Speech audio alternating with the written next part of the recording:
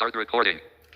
Hello everyone, કેમ છો બધા? સર્વને જય સ્વામિનારાયણ. હું ધરતી બાળોદરિયા આજે તમને હિંડોળા વિશે વાત કરવા જઈ રહી છું. અત્યારે ખાસ કરીને હિંડોળા ઉત્સવ ચાલી રહ્યો છે, ત્યારે દરેક મંદિરમાં ભગવાન ઝૂલતા દેખાતા હશે.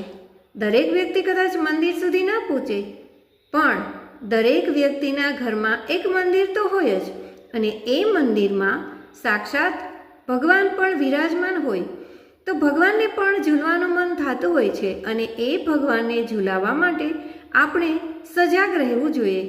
ગમે તેટલું કામ હોય ને તો પણ ભગવાન માટે, જેમણે આપણને આ દુનિયા પર મોકલ્યા છે, એવા ઈશ્વર માટે આપણે સમય ફાળવવો જોઈએ. આપણી શક્તિ પ્રમાણે ભક્તિરૂપી હિંડોળો બનાવવો જોઈએ. ડ્રાયફ્રૂટ, મીઠાઈ, ચોકલેટ્સ કે પછી મોતી, હીરા, તમને મજા આવે એવો હિંડોળો બનાવી તમે ભગવાનને ઝૂલાવો અને સાક્ષાત ભગવાનનું સુખ લો.